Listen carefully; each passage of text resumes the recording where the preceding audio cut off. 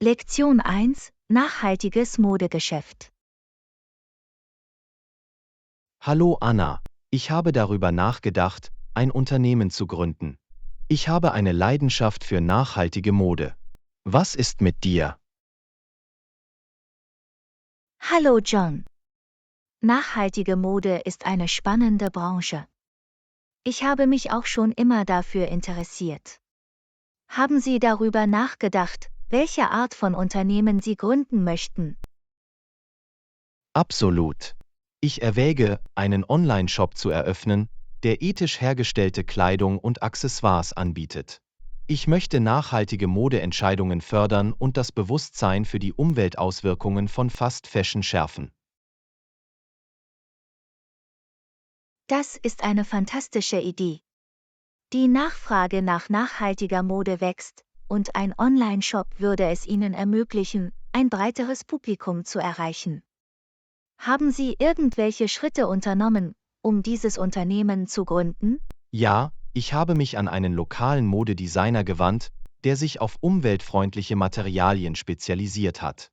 Wir haben mögliche Kooperationen und Beschaffungsoptionen besprochen. Bisher war es ein aufregender Prozess. Das ist ein wunderbarer Fortschritt.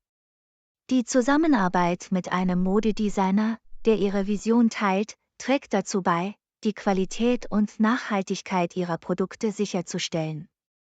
Haben Sie über Marketingstrategien für Ihren Online-Shop nachgedacht? Absolut. Ich plane, Social-Media-Plattformen und Influencer zu nutzen, die ein nachhaltiges Leben fördern. Ich glaube, dass das Geschichtenerzählen und die Präsentation der Handwerkskunst hinter jedem Produkt bei bewussten Verbrauchern Anklang finden werden. Das ist ein kluger Ansatz. Die Nutzung von sozialen Medien und Influencern trägt dazu bei, Markenbekanntheit zu steigern und Kunden anzuziehen, die ihren Werten entsprechen. Haben Sie über irgendwelche Herausforderungen nachgedacht, mit denen Sie in dieser Branche Ja, konfrontiert eine sein könnten? Herausforderung könnten die höheren Produktionskosten sein, die mit nachhaltigen Materialien verbunden sind. Ich glaube jedoch, dass die Verbraucher zunehmend bereit sind, in hochwertige und nachhaltige Produkte zu investieren, wodurch diese Kosten ausgeglichen werden können. Du hast recht. Nachhaltige Materialien mögen zwar teurer sein, aber die Verbraucher legen zunehmend Wert auf Qualität und unterstützen ethische Praktiken. Die Nachfrage nach nachhaltiger Mode steigt, und das ist ein positiver Trend für Ihr Unternehmen. Gibt es noch andere Aspekte, auf die Sie sich konzentrieren? Kundenaufklärung und Transparenz sind mir ebenfalls wichtig. Ich möchte detaillierte Informationen über die verwendeten Materialien und die ethischen Praktiken im Produktionsprozess bereitstellen. Es ist entscheidend, Vertrauen bei den Kunden aufzubauen. Ich könnte nicht mehr zustimmen. Transparenz und die Aufklärung der Kunden über nachhaltige Praktiken tragen dazu bei, Ihre Marke von der Konkurrenz abzuheben und das Vertrauen zu stärken. Auf diese Weise gewinnen Sie Kunden, die Ihr Engagement für Nachhaltigkeit zu schätzen wissen. Es ist ein aufregendes Unterfangen. Ich danke dir. Ich bin begeistert von dieser Geschäftsidee und den positiven Auswirkungen, die sie haben kann. Lassen Sie uns weiterhin nach Möglichkeiten für nachhaltige Mode suchen und auf die Schaffung einer umweltbewussteren Branche hinarbeiten. Lektion 2: Karriereerkundung und Gehaltsforschung. Hallo Anna, hast du jemals darüber nachgedacht, eine Karriere in einem anderen Bereich zu verfolgen? Hallo John. Ja, ich habe darüber nachgedacht, neue Möglichkeiten zu erkunden. Ich habe eine Leidenschaft für Fotografie und denke darüber nach, in diesen Bereich zu wechseln. Das ist großartig. Wenn Sie Ihrer Leidenschaft nachgehen, kann dies Ihrer Karriere Erfüllung bringen.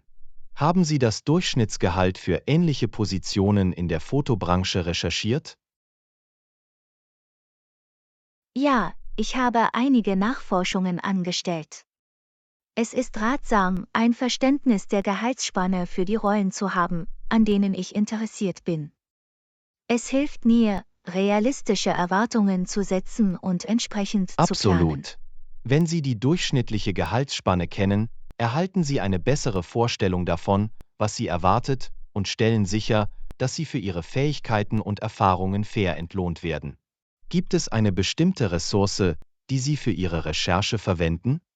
Ich habe Online-Jobportale und branchenspezifische Websites verwendet, um Gehaltsinformationen zu sammeln.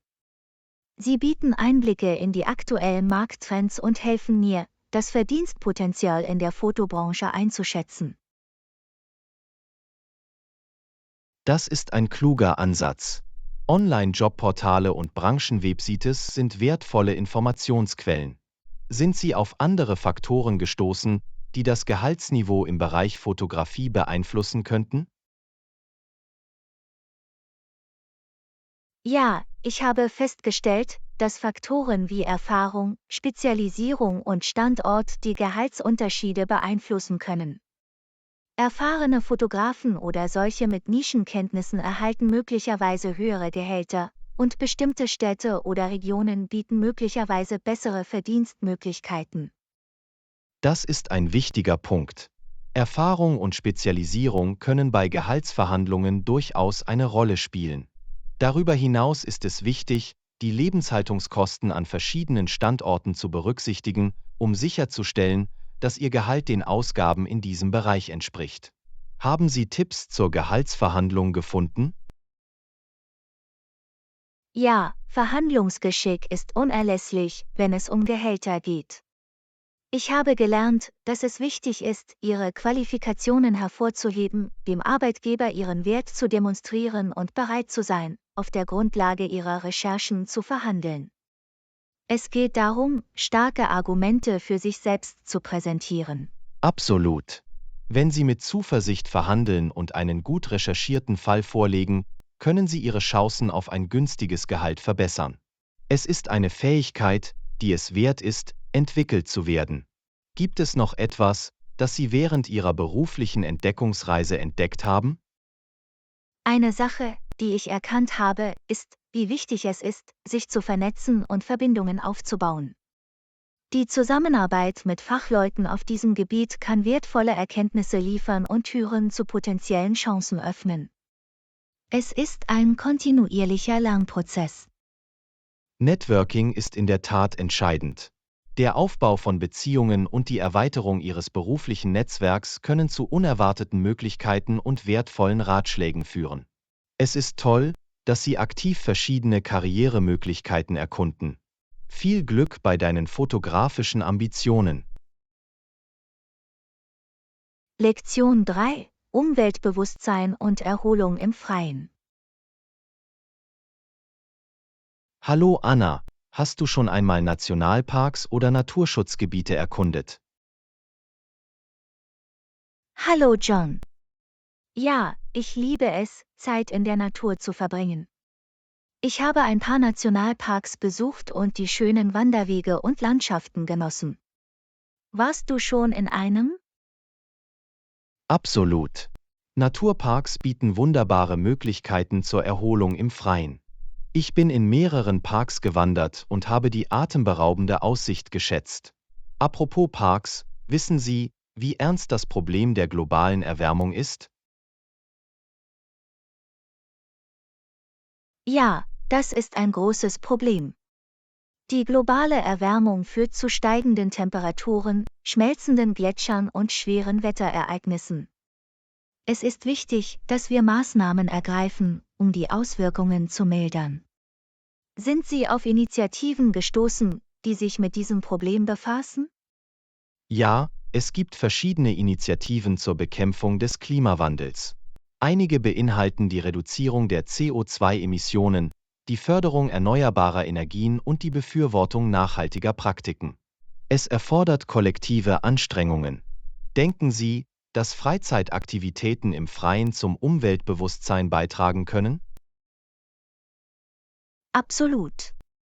Outdoor-Aktivitäten bieten die Möglichkeit, sich aus erster Hand mit der Natur zu verbinden. Wenn Menschen die Schönheit der Natur erleben, entwickeln sie mit größerer Wahrscheinlichkeit ein Gefühl der Wertschätzung und Sorge für die Umwelt.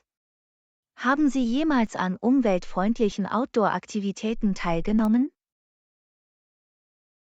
Ja, ich habe an Strandreinigungs- und Baumpflanzaktionen teilgenommen.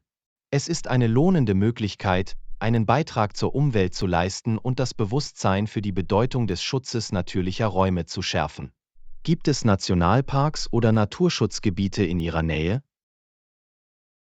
Zum Glück gibt es ein paar Nationalparks und Naturschutzgebiete nicht allzu weit entfernt. Sie bieten Wanderwege, Campingplätze und sogar Bildungsprogramme. Es ist großartig, diese Ressourcen für Outdoor-Enthusiasten zur Verfügung zu haben. Haben Sie jemals in einem Nationalpark gezeltet? Ja, ich hatte einmal die Gelegenheit, in einem Nationalpark zu campen. Es war ein unglaubliches Erlebnis, die Nacht unter dem Sternenhimmel zu verbringen und inmitten der Natur aufzuwachen. Apropos Camping, wissen Sie, ob es im Park in unserer Nähe irgendwelche Campingmöglichkeiten gibt? Ja, der Park in unserer Nähe hat Campingmöglichkeiten. Sie bieten ausgewiesene Campingplätze, Toiletten und manchmal sogar Picknickplätze. Es ist eine großartige Option für diejenigen, die für ein paar Tage in die Natur eintauchen möchten. Hast du schon einmal versucht zu campen? Ja, ich habe ein paar Mal gezeltet. Es ist eine fantastische Möglichkeit, sich von der geschäftigen Welt zu lösen und die Einfachheit des Lebens im Freien zu schätzen. Ich kann es nur empfehlen, es auszuprobieren, falls Sie es noch nicht getan haben. Lektion 4: Sorgen um den Klimawandel. Hallo Anna, hast du jemals über die Ernsthaftigkeit des Problems der globalen Erwärmung nachgedacht? Hallo John. Ja, es ist ein Thema, das definitiv Aufmerksamkeit verdient. Die Auswirkungen des Klimawandels werden weltweit immer deutlicher. Absolut. Steigende Temperaturen, schmelzende Eiskappen und extreme Wetterereignisse sind einige der sichtbaren Auswirkungen. Sind Sie auf konkrete Beispiele gestoßen, wie sich dies auf verschiedene Regionen auswirkt? Ja, ich habe über die zunehmende Häufigkeit von Waldbränden in bestimmten Gebieten wie Kalifornien und Australien gelesen. Es ist alarmierend zu sehen, welche Zerstörung sie an Ökosystemen und Gemeinschaften verursachen. Das ist wahr. Waldbrände haben verheerende Folgen, sowohl für die Umwelt als auch für die Wirtschaft. Haben Sie von Initiativen zur Bekämpfung der globalen Erwärmung gehört? Ja, es werden verschiedene Anstrengungen unternommen. Die Umstellung auf erneuerbare Energiequellen, die Umsetzung nachhaltiger Praktiken und die Befürwortung internationaler Abkommen wie des Pariser Abkommens sind einige der Maßnahmen, die zur Bekämpfung des Klimawandels ergriffen werden. Das ist ermutigend. Die Umstellung auf erneuerbare Energien ist entscheidend für die Reduzierung der Treibhausgasemissionen. Haben Sie von einzelnen Maßnahmen erfahren, die wir ergreifen können, um zur Lösung beizutragen? Ja, es gibt einfache Änderungen, die wir in unserem täglichen Leben vornehmen können. Energie sparen, Abfall reduzieren, öffentliche Verkehrsmittel nutzen oder Fahrgemeinschaften bilden und umweltfreundliche Unternehmen unterstützen, sind einige Möglichkeiten, wie wir etwas Positives bewirken Das sind können. großartige Vorschläge. Kleine Aktionen können sich summieren und einen Unterschied machen. Sind Sie auf Prognosen zu den zukünftigen Folgen der globalen Erwärmung gestoßen? Ja, wissenschaftliche Studien deuten darauf hin, dass sich die Folgen verschlimmern könnten, wenn wir keine wesentlichen Maßnahmen ergreifen. Der Anstieg des Meeresspiegels, die Vertreibung von Gemeinschaften und Störungen der Ökosysteme gehören zu den möglichen Folgen. Das ist besorgniserregend. Es unterstreicht die Dringlichkeit, das Problem anzugehen. Haben Sie Ressourcen oder Organisationen gefunden, die zuverlässige Informationen zum Klimawandel liefern? Ja, es gibt seriöse Quellen wie die NASA, National Geographic und den Zwischenstaatlichen Ausschuss für Klimaänderungen, IPCC, die wertvolle Informationen und Einblicke in die Wissenschaft und die Auswirkungen der globalen Erwärmung bieten. Es ist wichtig, sich auf glaubwürdige Quellen zu verlassen, um genaue Informationen zu erhalten.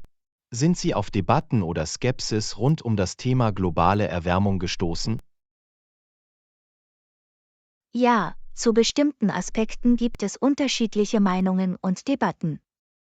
Der überwältigende Konsens unter Wissenschaftlern ist jedoch, dass menschliche Aktivitäten erheblich zu den Veränderungen beitragen, die wir derzeit beobachten. Das ist ein entscheidender Punkt. Der wissenschaftliche Konsens ist ein wichtiger Faktor, den es zu berücksichtigen gilt. Haben Sie darüber nachgedacht, wie wir das Bewusstsein für die globale Erwärmung schärfen und Maßnahmen fördern können? Ja, ich glaube, Bildung und offene Diskussionen spielen eine entscheidende Rolle. Der Austausch von Informationen, die Teilnahme an Gesprächen und die Unterstützung von Organisationen, die das Umweltbewusstsein fördern, können dazu beitragen, kollektive Anstrengungen zur Lösung des Problems zu unternehmen. Ich stimme zu. Bewusstseinsbildung und die Förderung des Verantwortungsbewusstseins sind der Schlüssel, um Veränderungen voranzutreiben. Es ist inspirierend zu sehen, wie Einzelpersonen und Gemeinschaften zusammenkommen, um diese globale Herausforderung anzugehen. Auf jeden Fall. Wir alle müssen eine Rolle bei der Gestaltung einer nachhaltigen Zukunft spielen. Lassen Sie uns weiter lernen und Maßnahmen ergreifen, damit wir zur Abschwächung der Auswirkungen der globalen Erwärmung beitragen können. Absolut. Gemeinsam können wir etwas bewegen und eine bessere Welt für zukünftige Generationen schaffen. Bleiben wir auf dem Laufenden und ermutigen wir andere, uns auf dieser wichtigen Reise zu begleiten. Lektion 5: Pläne für einen Wochenendausflug. Hallo Anna, ich habe darüber nachgedacht, einen Wochenendausflug zu planen. Wann denkst du, sollten wir gehen? Hallo John. Ein Wochenendausflug klingt großartig. Wie wäre es, am Freitag früh aufzubrechen, um das Beste aus unserer Zeit zu machen? Das ist eine gute Idee. Früh abzureisen würde uns einen zusätzlichen Tag zum Entspannen und Erkunden geben. Haben Sie sich für ein Reiseziel entschieden? Noch nicht. Haben Sie Vorschläge für einen Ort in der Nähe, den wir besuchen könnten? Wie wäre es mit einer bezaubernden Küstenstadt? Wir könnten den Strand genießen, spazieren gehen und lokale Meeresfrüchte probieren. Das klingt reizend. Die Erkundung einer Küstenstadt wäre ein erfrischender Szenenwechsel. Warst du schon einmal in Küstenstädten? Ja, ich habe ein paar besucht. Jeder hat seinen eigenen Charme und seine eigenen Attraktionen. Es ist immer aufregend, neue Orte zu entdecken. Hast du irgendwelche Vorlieben für Aktivitäten? Ich mag Outdoor-Aktivitäten wie Wandern und Radfahren. Es wäre toll, wenn wir einige malerische Wanderwege finden oder Fahrräder mieten könnten, um die Gegend zu erkunden. Absolut. Outdoor-Aktivitäten sind eine fantastische Möglichkeit, das Beste aus unserem Kurzurlaub zu machen. Ich werde nach einigen Wanderwegen und Fahrradverleihmöglichkeiten suchen. Haben Sie irgendwelche diätetischen Einschränkungen oder Vorlieben? Ich habe keine spezifischen Einschränkungen. Ich bin offen dafür, lokale Küche und Fischgerichte zu probieren. Es ist immer interessant, die Aromen verschiedener Regionen zu erleben. Das ist gut zu wissen. Die lokale Küche ist definitiv ein Teil des Gesamterlebnisses. Ich werde sicherstellen, dass ich einige sehr empfehlenswerte Restaurants in der Gegend finde. Sollten wir Unterkünfte im Voraus buchen? Ja, es ist immer besser, im Voraus zu buchen, besonders an Wochenenden, wenn es voll werden kann. Es wäre ideal, eine gemütliche Unterkunft in Strandnähe zu haben. Ich stimme zu. Eine Unterkunft am Strand wäre perfekt für unseren Kurzurlaub. Ich werde anfangen, nach verfügbaren Optionen zu suchen und nach Sonderangeboten zu suchen. Haben Sie irgendwelche Präferenzen für die Art der Unterkunft? Ich bin flexibel.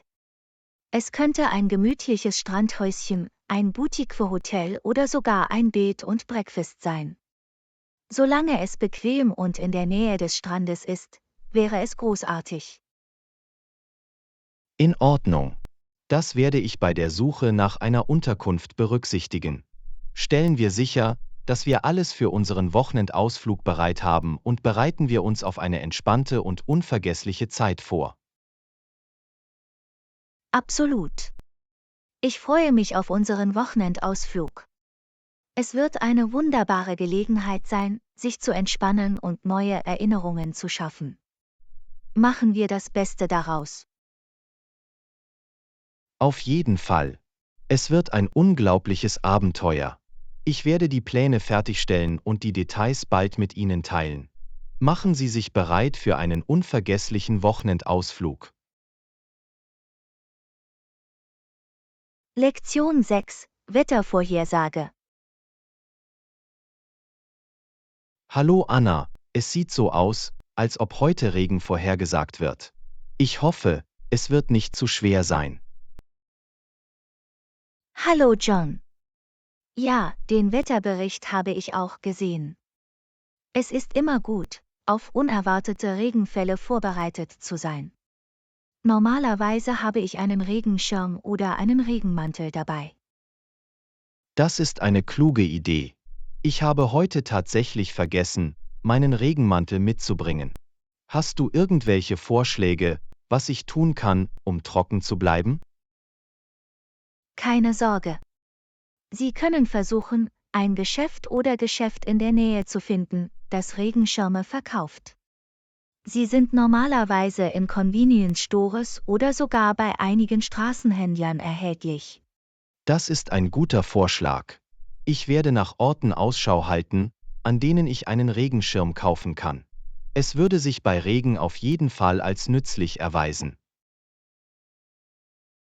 Wenn Sie sich in der Nähe eines Gebäudes oder eines Cafés befinden, können Sie dort auch Schutz suchen, bis der Regen nachlässt.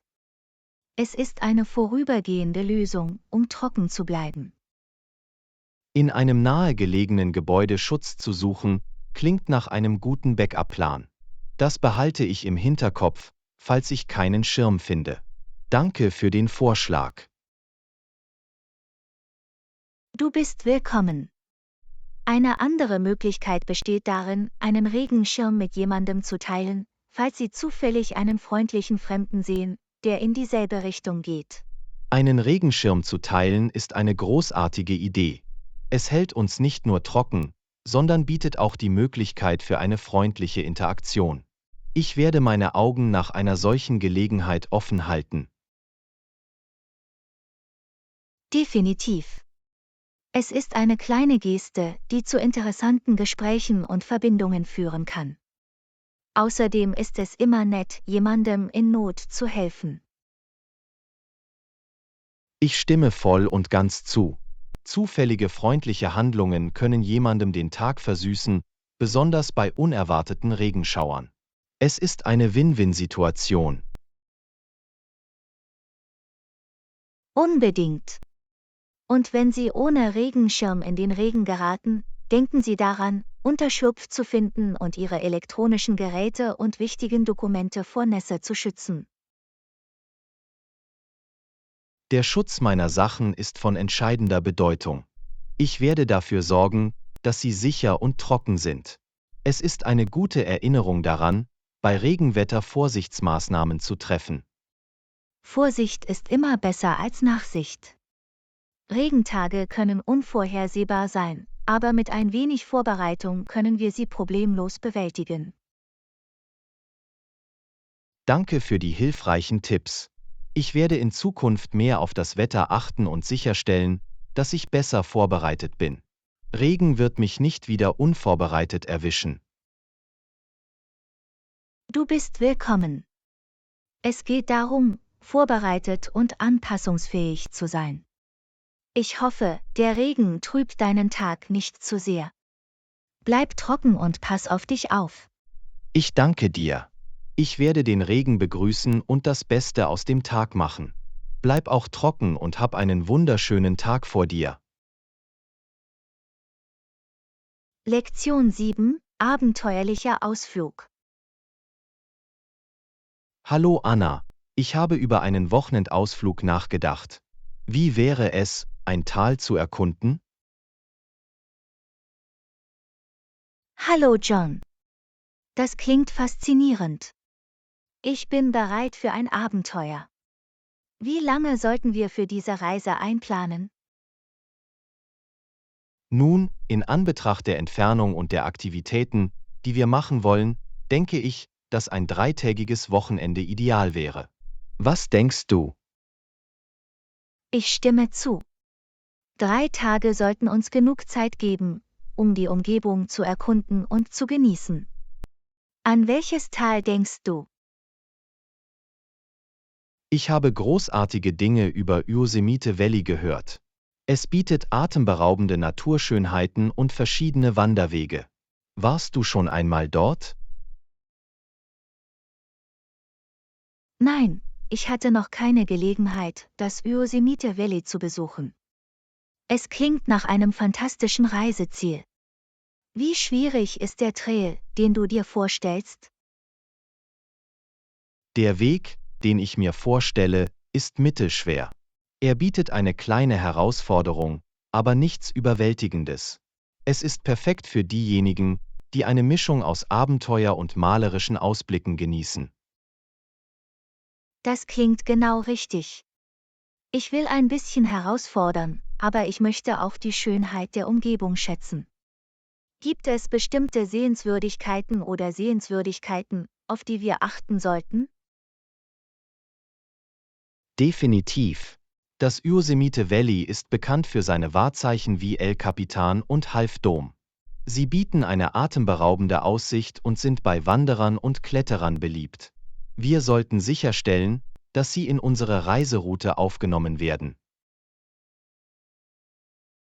Absolut. Die Erkundung dieser Sehenswürdigkeiten wird die Reise noch unvergesslicher machen. Benötigen wir spezielle Ausrüstung oder Ausrüstung für den Trail? Ja, es ist ratsam, richtige Wanderschuhe, einen Rucksack mit wichtigen Dingen wie Wasser und Snacks sowie bequeme Kleidung mitzunehmen. Wir sollten auch die Wettervorhersage überprüfen, bevor wir aufbrechen, um sicherzustellen, dass wir gut vorbereitet sind. Guter Punkt. Sicherheit sollte immer Priorität haben. Ich werde dafür sorgen, dass ich entsprechend packe. Gibt es noch etwas, das wir für diese Reise berücksichtigen oder im Voraus planen sollten? Es ist immer eine gute Idee, den Weg im Voraus zu recherchieren, sich mit den Regeln und Vorschriften des Parks vertraut zu machen und gegebenenfalls eine Unterkunft zu buchen. Darüber hinaus sollten wir prüfen, ob für das Wandern auf bestimmten Wegen Genehmigungen erforderlich sind. Exzellente Vorschläge. Eine vorausschauende Planung hilft uns, das Beste aus unserer Reise herauszuholen. Ich freue mich sehr auf dieses Abenteuer im Yosemite Valley. Ich auch. Es wird ein unglaubliches Erlebnis inmitten der Schönheit der Natur sein. Lassen Sie uns anfangen, die notwendigen Vorkehrungen zu treffen und uns auf einen unvergesslichen Wochenendausflug vorzubereiten. Lektion 8: Wochenendtrip. Hallo Anna, ich habe darüber nachgedacht, einen Wochenendausflug zu planen. Irgendwelche Vorschläge? Hallo John. Klingt aufregend. Wie wäre es, einen nahegelegenen Nationalpark zu erkunden? Das gleiche hier. Eigentlich dachte ich darüber nach, einen Wochenendausflug zu planen. Hast du einen bestimmten Park im Sinn? Wie wäre es mit einem Besuch im Yosemite Nationalpark? Er ist bekannt für seine atemberaubenden Landschaften und Wanderwege. Das klingt perfekt. Wie lange sollten wir für diese Reise einplanen? 2 Tage? 2 Tage sollten ausreichen, um ein gutes Gefühl für den Park zu bekommen. Wir können am Samstag früh abreisen und am Sonntagabend zurückkehren. Großartig. Ich prüfe die Verfügbarkeit von Unterkünften und buche eine Unterkunft. Kannst du mit der Reiseroute umgehen? Unbedingt. Ich werde die wichtigsten Sehenswürdigkeiten, beliebten Wanderwege und alle besonderen Ereignisse, die in dieser Zeit stattfinden, recherchieren. Das wäre fantastisch. Und wie schwierig ist der Trail in Yosemite? Ich will eine kleine Herausforderung, aber nichts zu extrem. Die Wanderwege in Yosemite unterscheiden sich in ihrem Schwierigkeitsgrad, aber es gibt Optionen für alle Wanderstufen. Wir können einen moderaten Weg wählen, der wunderschöne Ausblicke bietet, ohne übermäßig anspruchsvoll zu sein. Das klingt perfekt. Ich genieße eine gute Wanderung mit atemberaubender Aussicht. Stellen wir sicher, dass wir ein paar Snacks und Wasser für den Trail einpacken. Definitiv. Es ist wichtig, während der Wanderung hydratisiert und voller Energie zu bleiben. Ich werde das zu unserer Checkliste hinzufügen. Hervorragend. Ich freue mich sehr auf diesen Kurzurlaub. Es wird eine schöne Pause von unseren täglichen Routinen sein. Ich könnte nicht mehr zustimmen. Die Natur hat eine Art, uns zu verjüngen. Es wird eine erfrischende Erfahrung sein. Unbedingt. Ich kann es kaum erwarten, in die Schönheit des Parks einzutauchen und eine schöne Zeit in der Natur zu verbringen. Es wird ein unvergessliches Wochenende. Ich werde auch einige Informationen über Restaurants oder Picknickplätze in der Nähe sammeln. Das wäre toll. Ein gutes Essen oder ein Picknick inmitten der Natur klingt herrlich. Ich werde jetzt aufgeregter.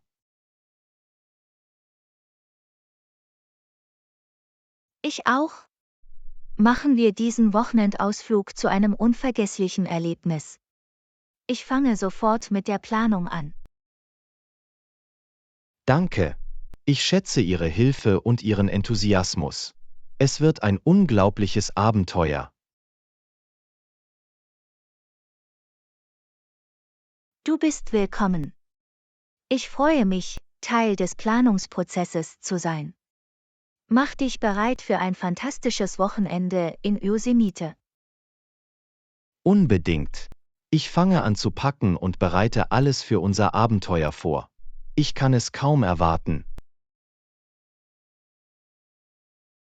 Nur noch ein paar Tage, und wir werden die Wunder von Yosemite erkunden. Es wird unglaublich sein. Ich stimme voll und ganz zu. Die Vorfreude steigt. Ich zähle die Tage.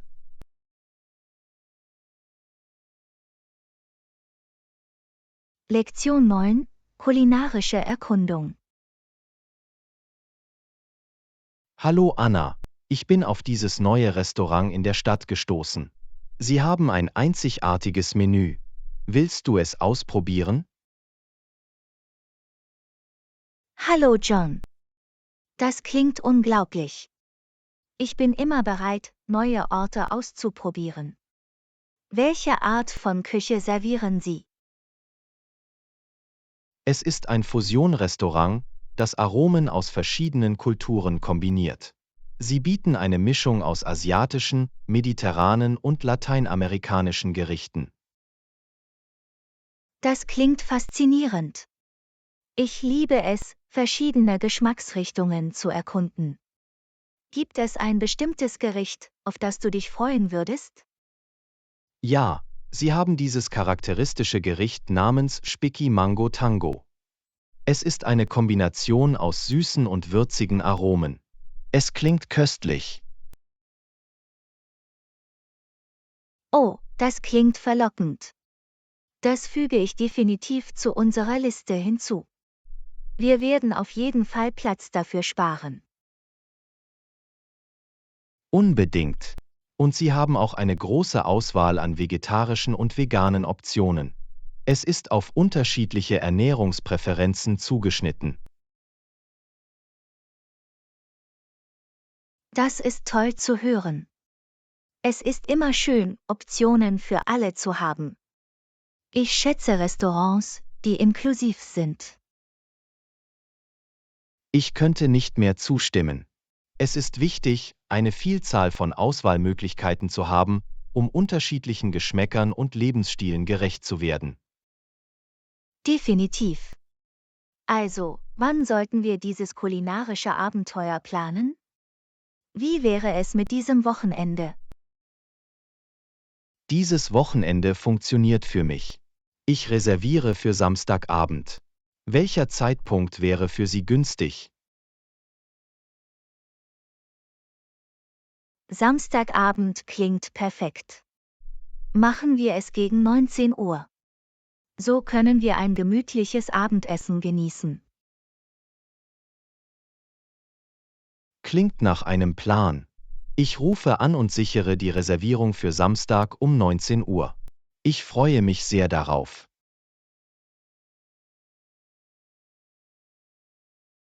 Ich auch. Es wird ein herrlicher Abend voller neuer Aromen und kulinarischer Erlebnisse. Ich kann es kaum erwarten. Es ist immer aufregend, versteckte Juwelen in unserer eigenen Stadt zu entdecken. Ich freue mich, dass wir uns gemeinsam auf diese kulinarische Entdeckungsreise begeben. Unbedingt. Das Erkunden neuer Restaurants und Küchen ist eine wunderbare Möglichkeit, unseren Horizont zu erweitern und verschiedene Kulturen kennenzulernen. Ich könnte nicht mehr zustimmen. Es geht nicht nur um das Essen, sondern auch um die Geschichten und Traditionen hinter jedem Gericht. Das ist so wahr. Essen verbindet Menschen und erzählt eine Geschichte von einem Ort und seinen Menschen. Ich bin bereit, in diese kulturelle Reise einzutauchen. Gut gesagt.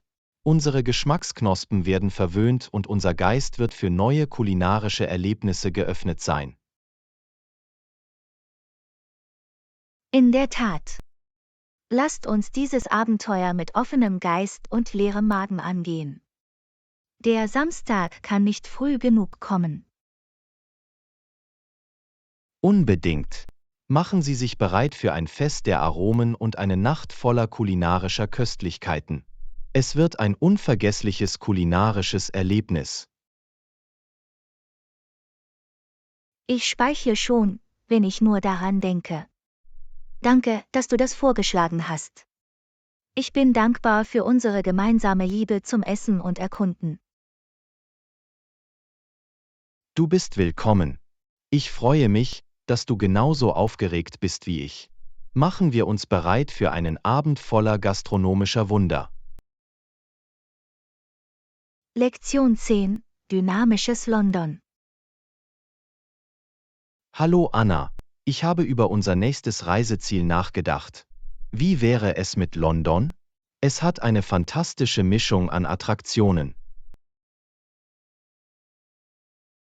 Hallo John. London klingt nach einer großartigen Idee. Ich wollte schon immer die reiche Geschichte und lebendige Kultur der Stadt erkunden. Unbedingt. Wir können ikonische Sehenswürdigkeiten wie den Tower of London, den Buckingham Palace und das British Museum besuchen.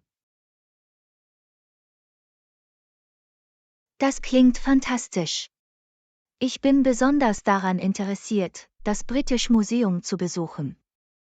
Es beherbergt eine bemerkenswerte Sammlung von Artefakten. Das British Museum ist ein Muss. Wir werden altägyptische Mumien, griechische Skulpturen und andere Schätze sehen. Ich freue mich darauf, in die Geschichte einzutauchen und diese bemerkenswerten Artefakte aus nächster Nähe zu erleben. Es wird ein unvergessliches Erlebnis sein. Das wird es auf jeden Fall sein. Und vergessen wir nicht die vielfältige kulinarische Szene in London. Wir können verschiedene Küchen probieren. Das ist eine tolle Idee. Ich habe gehört, dass London ein Schmelztiegel der Aromen ist. Wir können uns indische Currys, traditionelles englisches Pub-Essen und vieles mehr gönnen. Unbedingt. Apropos Essen, wir sollten auch die berühmten Fish and Chips probieren. Es ist ein klassisches britisches Gericht. Oh, ja. Fish and Chips sind ein Muss. Ich kann mir schon vorstellen, sie an einem sonnigen Tag an der Themse zu genießen. Das klingt herrlich. Wir können einen gemütlichen Spaziergang entlang des Flusses machen und die malerische Aussicht auf die Skyline von London genießen. Es wird eine perfekte Möglichkeit sein, die Schönheit der Stadt zu genießen. Und wir können auch die pulsierenden Viertel wie Camden und Notting Hill erkunden. Camden und Notting Hill sind bekannt für ihre einzigartige Atmosphäre und ihre farbenfrohen Straßen. Stellen wir sicher, dass wir sie gründlich erkunden. Definitiv. Wir können auf den vielseitigen Märkten stöbern, Straßenkunst entdecken und vielleicht sogar eine Live-Musikaufführung besuchen. Das klingt nach einem Plan. London bietet so viele kulturelle Erlebnisse. Wir sollten überprüfen, ob während unseres Besuchs Theateraufführungen oder Musicals stattfinden. Unbedingt.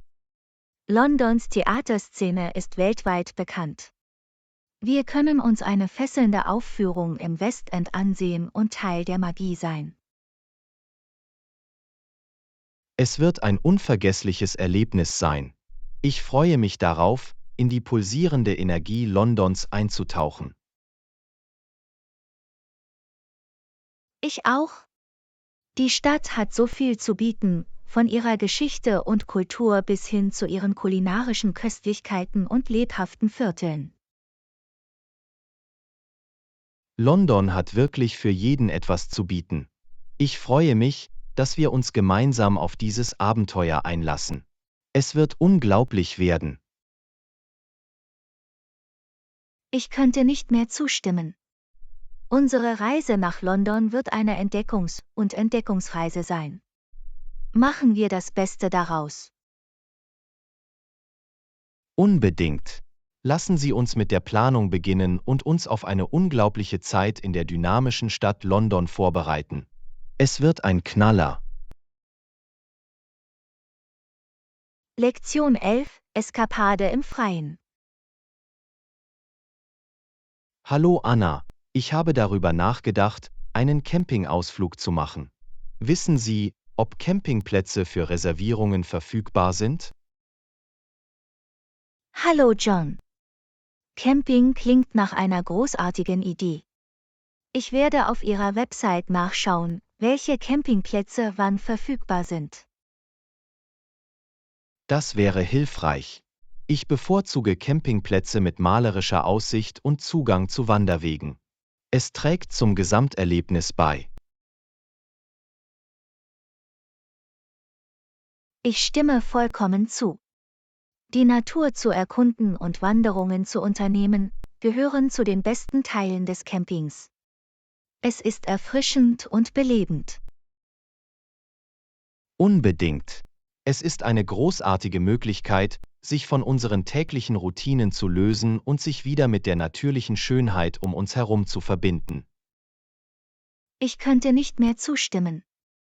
Die Natur hat die Möglichkeit, unsere Seele zu verjüngen und ein Gefühl von Frieden und Ruhe zu vermitteln. Das ist so wahr.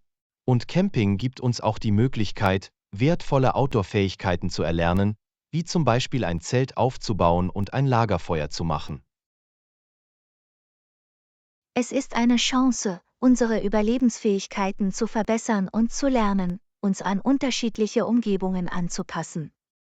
Außerdem kann es eine Menge Spaß machen.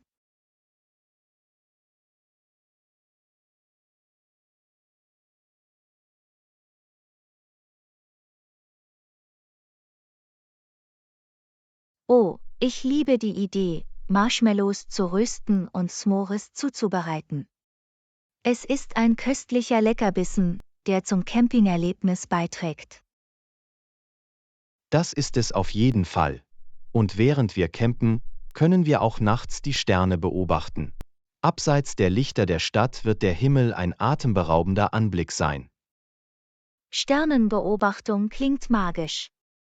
Es ist eine Gelegenheit, die Weiten des Universums zu erleben und die Wunder des Nachthimmels zu genießen.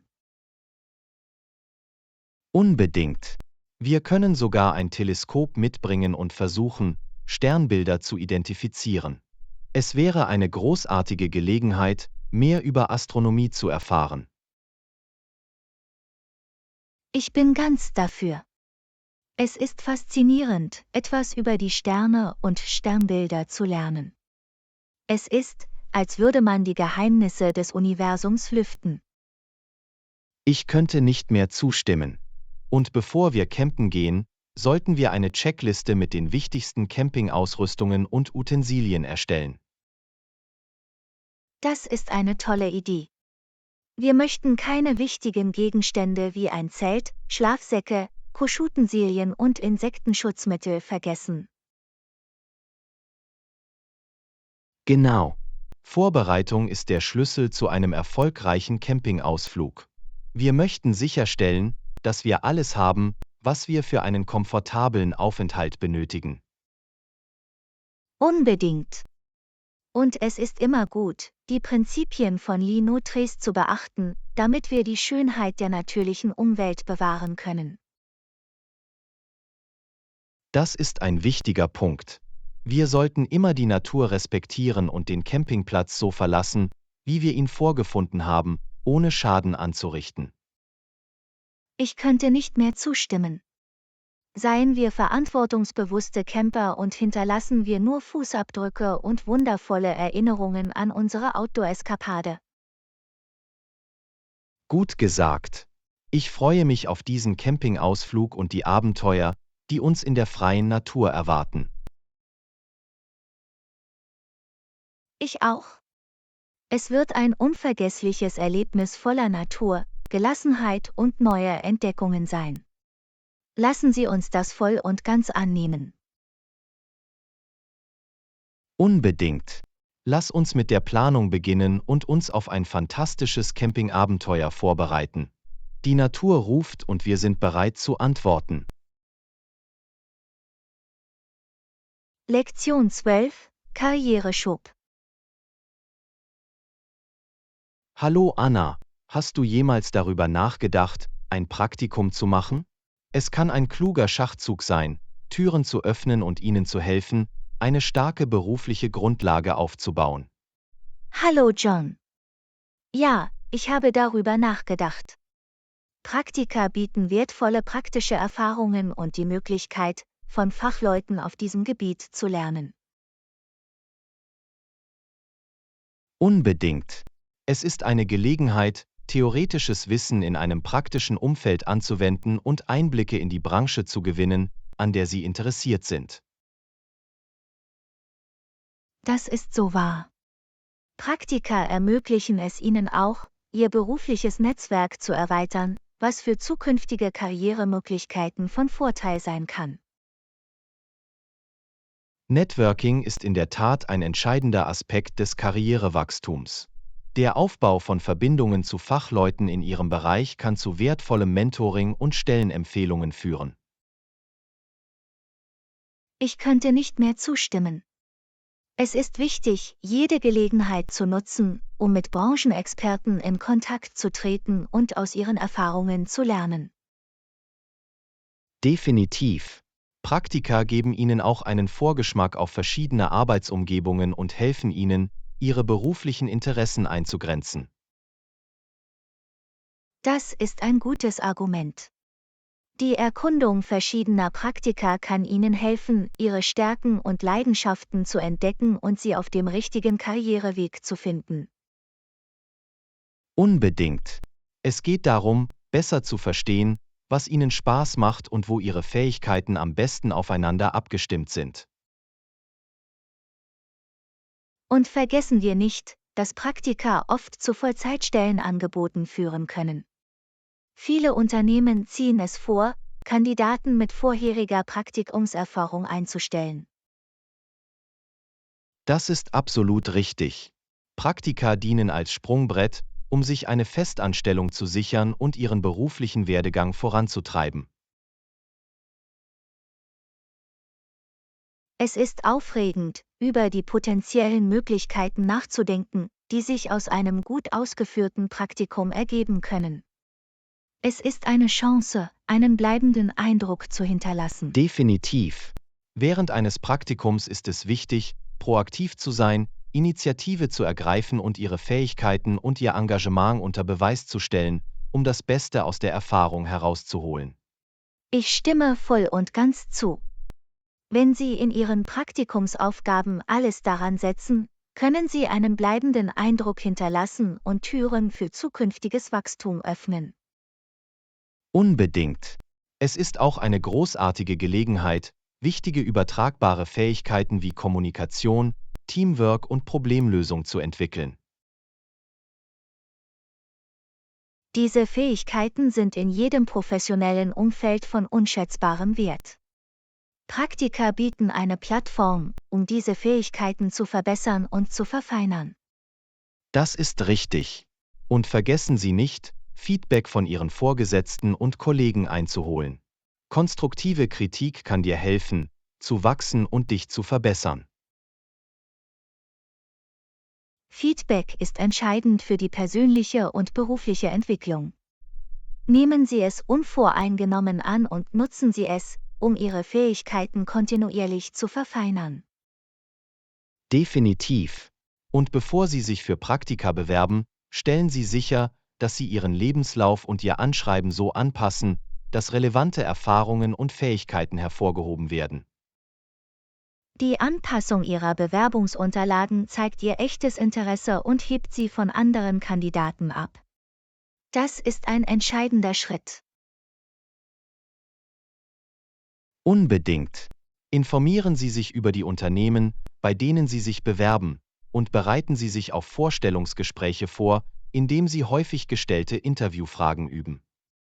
Vorbereitung ist der Schlüssel zum Erfolg eines Vorstellungsgesprächs. Üben Sie, recherchieren Sie und zeigen Sie Ihre Begeisterung für das Unternehmen und die Stelle, für die Sie sich bewerben. Gut gesagt. Praktika können wirklich wegweisend sein, indem sie wertvolle Erfahrungen bieten und die Voraussetzungen für eine erfolgreiche Karriere schaffen. Ich könnte nicht mehr zustimmen. Es ist eine Gelegenheit, zu lernen, zu wachsen und den Weg für eine erfüllende berufliche Reise zu ebnen. Ergreifen wir sie. Unbedingt. Lassen Sie uns anfangen, Praktikumsmöglichkeiten zu erkunden, unsere Fähigkeiten zu verbessern und Schritte in eine glänzende und erfolgreiche Zukunft zu unternehmen. Lektion 13: Achtsame Reisende. Hallo Anna, mir ist gerade etwas klar geworden. Es ist wichtig, auf Reisen Rücksicht auf andere zu nehmen. Stellen wir sicher, dass unser Gepäck die Wege nicht blockiert. Hallo John. Du hast absolut recht. Achtsame Reisende zu sein bedeutet, sich unserer Umgebung bewusst zu sein und anderen keine Unannehmlichkeiten zu bereiten. Genau. Wir sollten auf unseren persönlichen Raum achten und sicherstellen, dass unsere Sachen keine Gehwege behindern oder Gefahren darstellen. Ich könnte nicht mehr zustimmen. Es ist eine einfache Geste, die einen großen Unterschied machen kann, wenn es darum geht, ein positives Reiseerlebnis für alle zu schaffen. Unbedingt. Und wo wir gerade beim Thema Rücksichtnahme sind, sollten wir auch die lokalen Gebräuche und Traditionen respektieren, wenn wir neue Orte besuchen. Das ist ein gutes Argument. Es ist wichtig, dass wir uns mit der lokalen Kultur vertraut machen und alle kulturellen Normen oder Praktiken einhalten. Auf diese Weise zeigen wir Respekt gegenüber der lokalen Gemeinschaft und fördern positive Interaktionen mit den Menschen, die wir auf unseren Reisen treffen. Unbedingt. Kulturelle Sensibilität ermöglicht es uns, verschiedene Perspektiven und Lebensweisen zu lernen und zu schätzen. Und vergessen wir nicht die Umwelt. Wir sollten uns bemühen, umweltbewusst zu reisen und unsere Auswirkungen auf die Natur so gering wie möglich zu halten. Ich stimme voll und ganz zu. Einfache Maßnahmen wie die Verwendung wiederverwendbarer Wasserflaschen, die Vermeidung von Einwegkunststoffen und die ordnungsgemäße Entsorgung von Abfällen können einen erheblichen Unterschied machen. Die Berücksichtigung unseres ökologischen Fußabdrucks trägt dazu bei, die Schönheit der Reiseziele, die wir besuchen, für zukünftige Generationen zu bewahren. Definitiv. Es geht darum, durch verantwortungsvolles Reisen und Umweltschutz ein positives Erbe zu hinterlassen. Und als Reisende sollten wir auch dem Wohlbefinden und der Sicherheit von uns selbst und anderen Priorität einräumen. Es ist wichtig, über lokale Gesetze und Vorschriften auf dem Laufenden zu bleiben. Unbedingt. Es ist unerlässlich, sich mit den Notfallverfahren vertraut zu machen, die lokalen Notrufnummern zu kennen und die notwendigen Vorsichtsmaßnahmen zu treffen. Wenn wir vorbereitet sind, können wir ein reibungsloses und angenehmes Reiseerlebnis gewährleisten und sind gleichzeitig bereit, mit unvorhergesehenen Situationen umzugehen. Das ist richtig. Es geht darum, proaktiv zu sein und Verantwortung für unsere eigene Sicherheit und die Sicherheit unserer Mitmenschen zu übernehmen. Rücksichtsvolle, respektvolle und umweltbewusste Reisende zu sein, bereichert nicht nur unsere eigenen Erfahrungen, sondern trägt auch zu einer positiveren globalen Reisegemeinschaft bei. Ich könnte nicht mehr zustimmen. Lassen Sie uns weiterhin achtsame Reisende sein und andere dazu inspirieren, dasselbe zu tun. Zusammen können wir einen Unterschied machen. Unbedingt. Indem wir uns diese Prinzipien zu eigen machen, können wir einen positiven Wandel in der Reisewelt bewirken. Gehen wir mit gutem Beispiel voran. Gut gesagt. Es ist Zeit, unser nächstes Abenteuer als achtsame Reisende zu beginnen und die Welt mit mehr Bewusstsein und Mitgefühl zu erkunden. Ich könnte nicht aufgeregter sein. Auf achtsames Reisen und die unglaubliche Reise, die vor uns liegt. Lektion 14: Herausforderungen meistern. Hallo Anna, es scheint, als ob wir auf einige Hindernisse stoßen.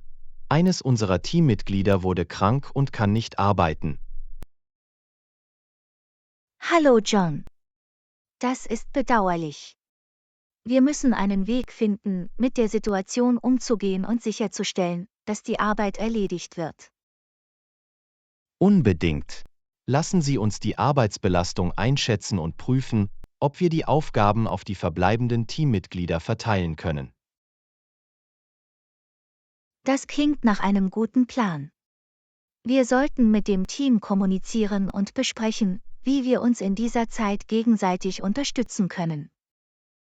Zusammenarbeit ist der Schlüssel. Indem wir zusammenarbeiten und Unterstützung anbieten, können wir diese Herausforderung bewältigen und die Produktivität aufrechterhalten. Ich stimme voll und ganz zu. Es ist wichtig, ein unterstützendes Umfeld zu schaffen, in dem sich die Teammitglieder in Notzeiten aufeinander verlassen können. Definitiv. In der Zwischenzeit wünschen wir auch unserem Teammitglied eine schnelle Genesung und bieten ihm jede Unterstützung an, die es möglicherweise benötigt.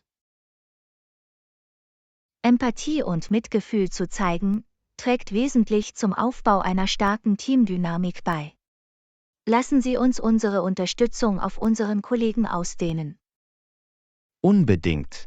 Und vergessen wir nicht, unseren Vorgesetzten oder Manager über die Situation zu informieren und sie über die Fortschritte und alle Anpassungen, die wir vornehmen, auf dem Laufenden zu halten. Eine offene und transparente Kommunikation ist von entscheidender Bedeutung.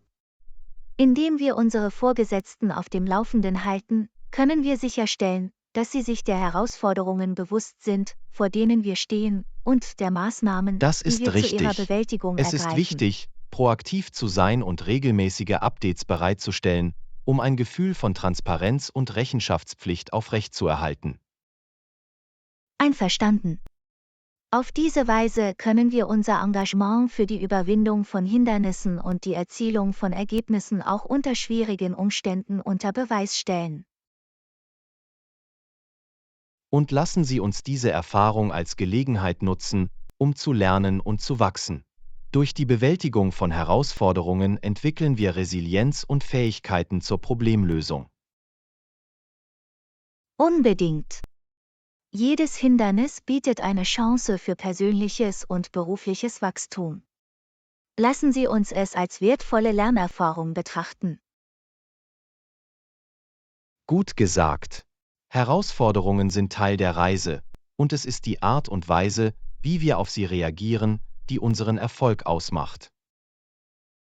Ich könnte nicht mehr zustimmen. Stellen wir uns diesen Hindernissen direkt, unterstützen wir uns gegenseitig und gehen wir gestärkt aus der anderen Seite hervor. Zusammen können wir alles überwinden, was uns in den Weg kommt.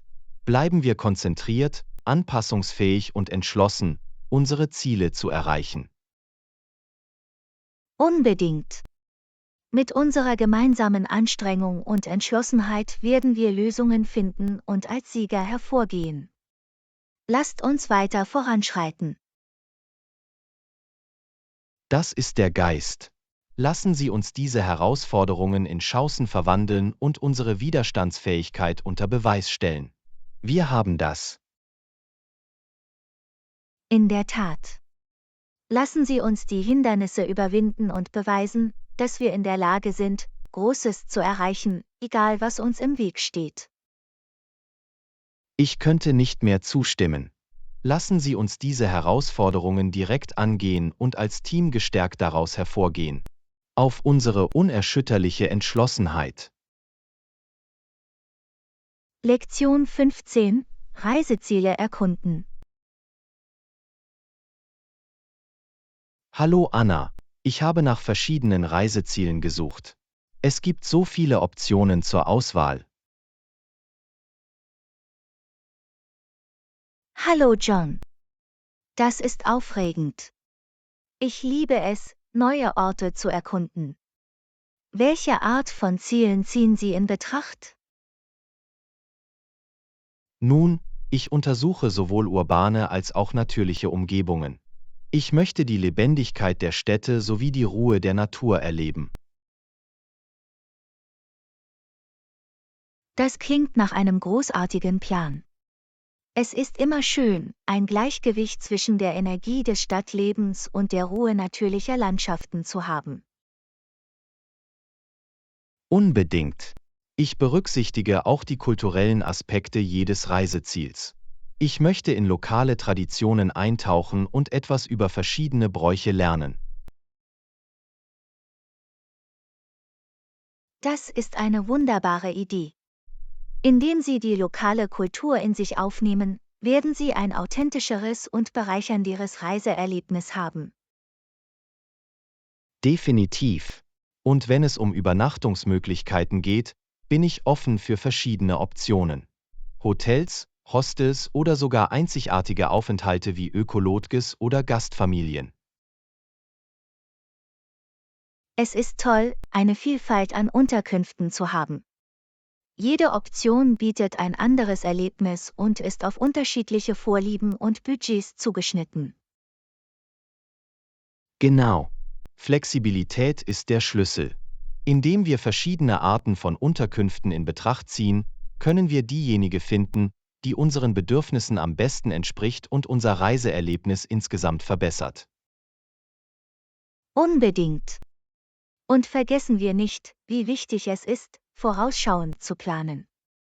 Die Recherche nach Sehenswürdigkeiten, lokaler Küche und Transportmöglichkeiten kann uns helfen, das Beste aus unserer Reise herauszuholen. Planung ist unerlässlich. Es ermöglicht uns, eine Reiseroute zu erstellen, die die wichtigsten Sehenswürdigkeiten abdeckt und gleichzeitig Raum für spontane Entdeckungen lässt. Ich stimme voll und ganz zu.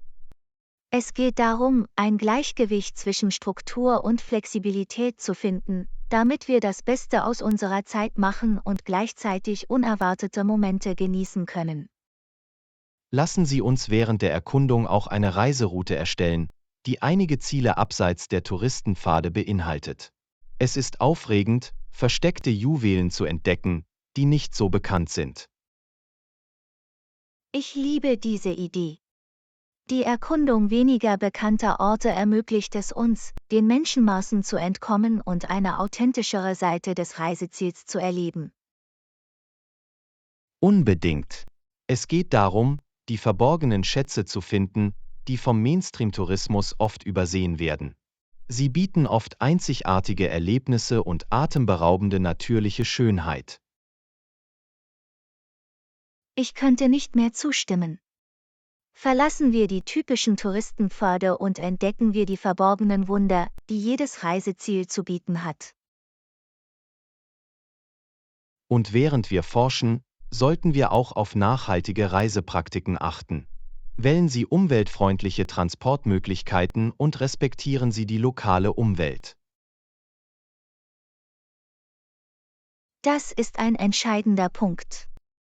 Indem wir verantwortungsbewusst reisen, können wir unsere Auswirkungen auf die Umwelt minimieren und zur Erhaltung der natürlichen Ressourcen beitragen. Definitiv. Es geht darum, einen positiven Fußabdruck zu hinterlassen und auf die Gemeinschaften und Ökosysteme zu achten, denen wir auf unseren Reisen begegnen. Unbedingt. Treffen wir bewusste Entscheidungen, die die lokale Wirtschaft unterstützen und nachhaltigen Tourismus fördern. Gemeinsam können wir einen Unterschied machen. Ich könnte nicht mehr zustimmen. Lassen Sie uns unsere Reisen mit einem offenen Geist, Abenteuergeist und der Verpflichtung zu verantwortungsvoller und sinnvoller Erkundung beginnen. Gut gesagt. Es geht darum, neue Ziele zu entdecken, verschiedene Kulturen kennenzulernen und lebenslange Erinnerungen zu schaffen. Prost auf unsere bevorstehenden Reiseabenteuer. Prost! Lasst die Reise beginnen. Möge sie voller unglaublicher Erlebnisse, persönlicher Entwicklung und unvergesslicher Momente sein. Lektion 16: Strategien zur beruflichen Weiterentwicklung. Hallo Anna, ich habe über Strategien für den beruflichen Aufstieg nachgedacht. Es ist wichtig, einen Plan zu haben, findest du nicht? Hallo John. Absolut.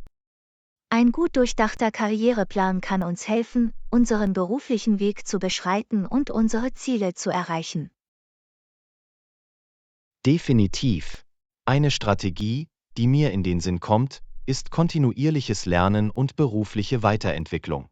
Über Branchentrends auf dem Laufenden zu bleiben und neue Fähigkeiten zu erwerben, kann Türen zu neuen Möglichkeiten öffnen. Das ist ein gutes Argument.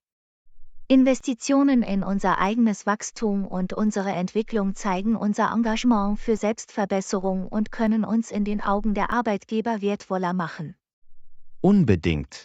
Es ist auch wichtig, ein starkes berufliches Netzwerk aufzubauen. Der Kontakt zu Kollegen, die Teilnahme an Branchenveranstaltungen und die Nutzung von Online-Plattformen können uns helfen, unseren Kreis zu erweitern und neue Möglichkeiten zu schaffen. Networking ist in der Tat entscheidend. Der Aufbau von Beziehungen zu gleichgesinnten Fachleuten kann zu Zusammenarbeit, Mentoring und sogar zu Stellenempfehlungen führen. Definitiv.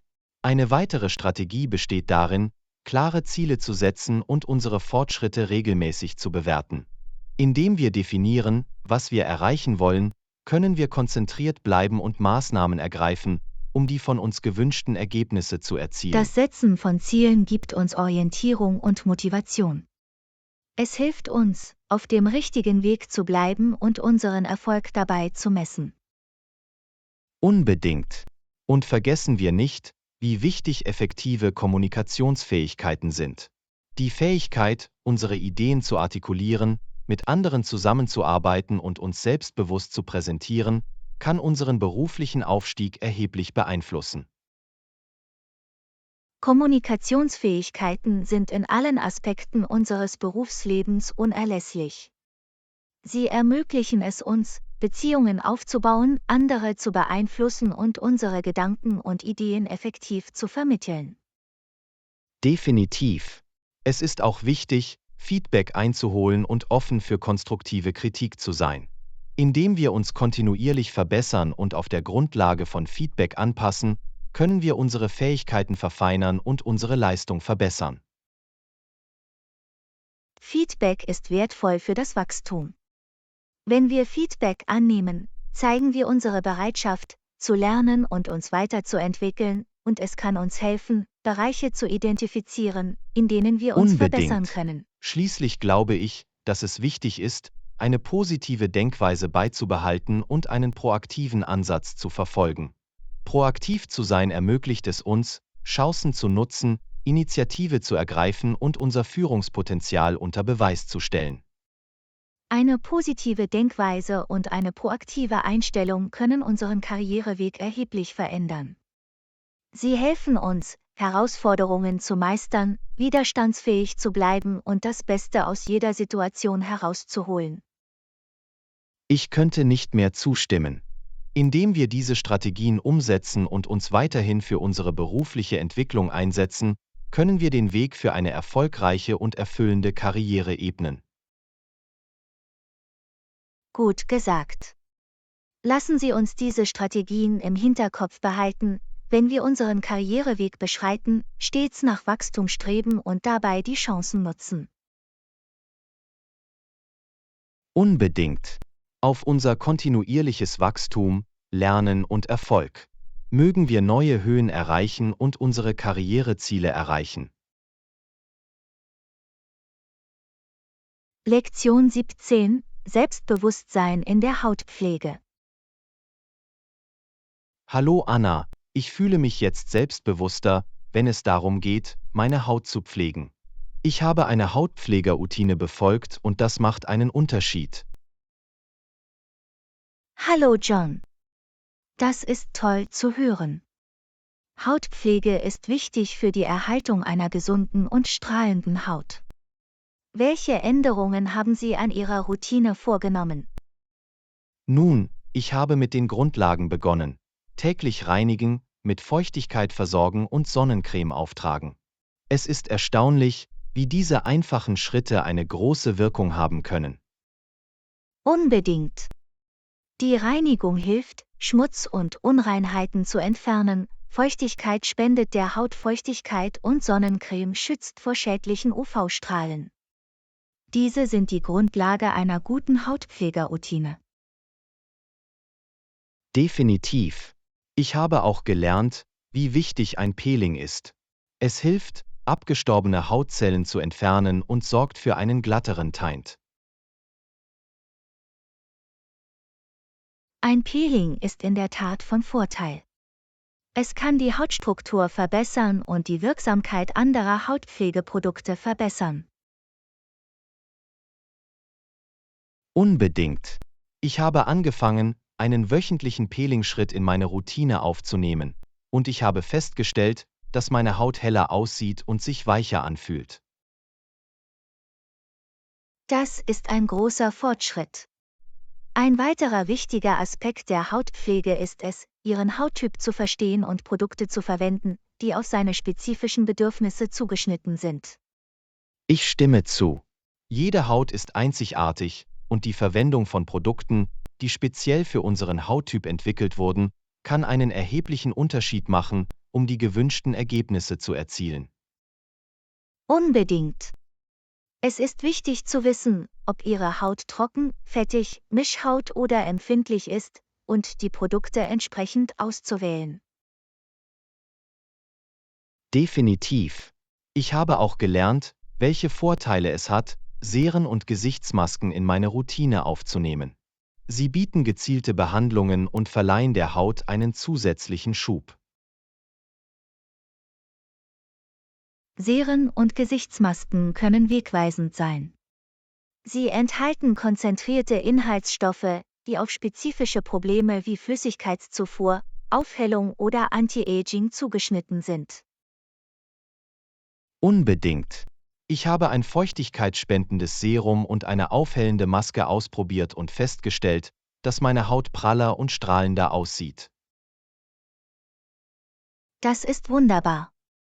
Bei der Hautpflege dreht sich alles um Konsistenz und darum, herauszufinden, was für Sie am besten funktioniert. Es ist eine Reise der Selbstpflege und Selbstfindung. Ich könnte nicht mehr zustimmen. Es ist ermutigend, die Kontrolle über unsere Hautpflege zu übernehmen und zu sehen, welche positiven Veränderungen dies für unser allgemeines Selbstvertrauen mit sich bringt. Bei der Hautpflege geht es nicht nur um das äußere Erscheinungsbild, sondern auch um Selbstpflege und Selbstliebe. Wenn wir uns in unserer Haut wohlfühlen, steigert das unser Selbstwertgefühl und verbessert unser Wohlbefinden. Unbedingt. Ich bin froh, dass ich diese Änderungen an meiner Hautpflegeroutine vorgenommen habe. Es verbessert nicht nur die Gesundheit meiner Haut, sondern gibt mir auch ein neues Selbstvertrauen. Ich freue mich für dich. Hautpflege ist eine Reise, und es ist wunderbar zu sehen, wie sie ihr Leben positiv beeinflusst. Auf gesunde und strahlende Haut. Prost! Mögen wir unserer Hautpflege weiterhin Priorität einräumen und die Schönheit genießen, die entsteht, wenn wir auf uns selbst aufpassen. Lektion 18: Engagement fördern. Hallo Anna, ich habe darüber nachgedacht, wie wir das Engagement in unserer Arbeit fördern können. Es ist wichtig für Produktivität und Zusammenarbeit, finden Sie nicht? Hallo John. Absolut. Wenn wir Engagement fördern, schaffen wir ein Umfeld, in dem sich alle involviert, motiviert und geschätzt fühlen. Definitiv. Eine effektive Möglichkeit, das Engagement zu fördern, ist aktives Zuhören. Indem wir den Ideen und Perspektiven anderer aufmerksam zuhören, zeigen wir, dass ihre Stimmen wichtig sind. Das ist ein gutes Argument. Aktives Zuhören hilft beim Aufbau einer Beziehung, fördert eine offene Kommunikation und fördert das Gefühl von Vertrauen und Respekt innerhalb des Teams. Unbedingt. Eine weitere Strategie besteht darin, die Teilnahme zu fördern und allen die Möglichkeit zu bieten, ihre Gedanken und Erkenntnisse einzubringen. Die Förderung der Teilnahme stellt sicher, dass die Ideen aller gehört und geschätzt werden. Es schafft eine Atmosphäre der Zusammenarbeit und fördert Kreativität und Innovation. Definitiv.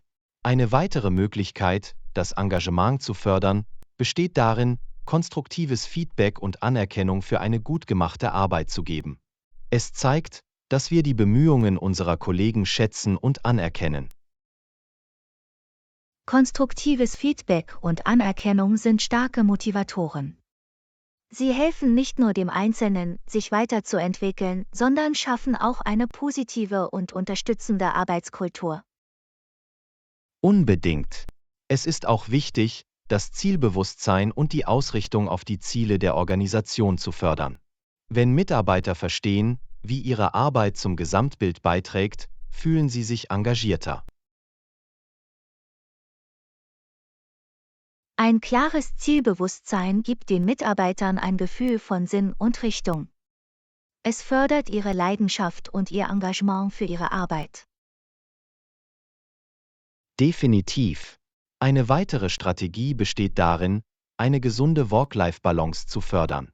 Wenn Mitarbeiter ermutigt werden, sich selbst und ihrer Freizeit Priorität einzuräumen, kann Burnout verhindert und das allgemeine Wohlbefinden gefördert werden. Die Aufrechterhaltung einer gesunden Work-Life-Balance ist entscheidend für nachhaltiges Engagement und Produktivität. Es ermöglicht den Einzelnen, neue Energie zu tanken und ihr Bestes bei der Arbeit zu geben. Unbedingt. Es ist auch wichtig, eine Kultur der Zusammenarbeit und Teamarbeit zu schaffen. Die Förderung der funktionsübergreifenden Zusammenarbeit und die Anerkennung kollektiver Erfolge fördern das Engagement und fördern das Zugehörigkeitsgefühl. Zusammenarbeit bringt verschiedene Perspektiven zusammen und fördert den Austausch von Wissen und Fähigkeiten. Sie stärkt die Beziehungen und schafft ein unterstützendes Arbeitsumfeld. Definitiv. Eine andere Möglichkeit, Engagement zu fördern, besteht darin, Wachstums- und Entwicklungsmöglichkeiten zu bieten. Investitionen in die berufliche Entwicklung unserer Mitarbeiter zeigen, dass wir ihr Potenzial schätzen und uns für ihren Erfolg einsetzen. Kontinuierliches Lernen und Wachstumschancen verbessern nicht nur die Fähigkeiten, sondern sorgen auch dafür, dass die Mitarbeiter motiviert und engagiert bleiben. Es zeigt, dass es Wege für Aufstieg und persönliche Entwicklung gibt. Unbedingt. Schließlich spielt es eine entscheidende Rolle, mit gutem Beispiel voranzugehen, um Engagement zu fördern. Wenn Führungskräfte ein hohes Maß an Engagement und Begeisterung an den Tag legen, inspiriert das andere, dasselbe zu tun. Mit gutem Beispiel vorangehen gibt den Ton für das gesamte Team an. Wenn Führungskräfte aktiv teilnehmen, zuhören und echtes Interesse zeigen, wirkt sich das positiv auf das Engagement im gesamten Unternehmen aus. Ich könnte nicht mehr zustimmen. Durch die Umsetzung dieser Strategien und die Förderung einer Kultur des Engagements können wir ein florierendes Arbeitsumfeld schaffen, in dem sich jeder geschätzt und motiviert fühlt. Gut gesagt. Lassen Sie uns das Engagement weiter fördern und eine Atmosphäre schaffen, in der sich jeder entfalten, zusammenarbeiten und sein Bestes geben kann. Unbedingt. Es geht darum, eine Kultur des Engagements aufzubauen und das volle Potenzial unserer Teams auszuschöpfen. Mögen wir sinnvolle Verbindungen herstellen und bemerkenswerte Ergebnisse erzielen. Lektion 19: Eine neue Stadt erkunden. Hallo Anna, ich habe nach Sehenswürdigkeiten in der neuen Stadt gesucht, in die ich reisen werde. Ich habe eine faszinierende Attraktion gefunden, aber sie scheint ein bisschen weit entfernt zu sein. Haben Sie Vorschläge, wie Sie dorthin gelangen können? Hallo John. Eine neue Stadt zu erkunden ist immer aufregend. Wenn es ein bisschen weit ist, könntest du in Betracht ziehen, ein Taxi zu nehmen. Es ist normalerweise eine bequeme und effiziente Art, sich fortzubewegen. Das ist eine tolle Idee. Ich werde mir die Taxidienste in der Gegend ansehen. Haben Sie eine Schätzung, wie lange es dauern könnte, bis Sie die Attraktion erreichen? Nun, das hängt von den Verkehrsbedingungen ab, aber als grobe Schätzung sind es normalerweise etwa 30 Minuten mit dem Taxi. Beachten Sie jedoch, dass dies je nach Tageszeit und anderen Faktoren variieren kann. Ich verstehe. Ich werde das bei der Planung meiner Reiseroute berücksichtigen. Es ist gut, einen ungefähren Zeitrahmen im Auge zu haben. Danke für die Information. Du bist willkommen. Eine weitere Option, die Sie in Betracht ziehen könnten, sind öffentliche Verkehrsmittel. Es könnte eine kostengünstigere Art sein, Ihr Ziel zu erreichen, wenn Sie mit den lokalen Bussen oder Zügen vertraut sind. Das ist ein gutes Argument. Ich werde prüfen, ob es bequeme öffentliche Verkehrsmittel gibt, die mich dorthin bringen können. Es könnte eine interessante Erfahrung sein, wie ein Einheimischer zu reisen. Definitiv. Öffentliche Verkehrsmittel können Ihnen einen Einblick in das tägliche Leben der Stadtbewohner geben. Machen Sie sich einfach vorher mit den Routen und Fahrplänen vertraut. Das werde ich auf jeden Fall tun. Es ist immer gut, vorbereitet zu sein. Haben Sie weitere Tipps, um eine neue Stadt zu erkunden und das Beste aus der Erfahrung zu machen? Unbedingt. Es ist hilfreich, eine Karte oder eine zuverlässige Navigations-App auf Ihrem Handy zu haben. Es kann Ihnen helfen, sich zurechtzufinden und nahegelegene Sehenswürdigkeiten oder Restaurants zu entdecken.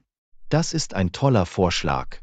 Ich werde sicherstellen, dass eine Karten- oder Navigations-App griffbereit ist. Es wird mich davor bewahren, mich zu verirren und mir helfen, das Beste aus meiner Zeit in der Stadt zu machen.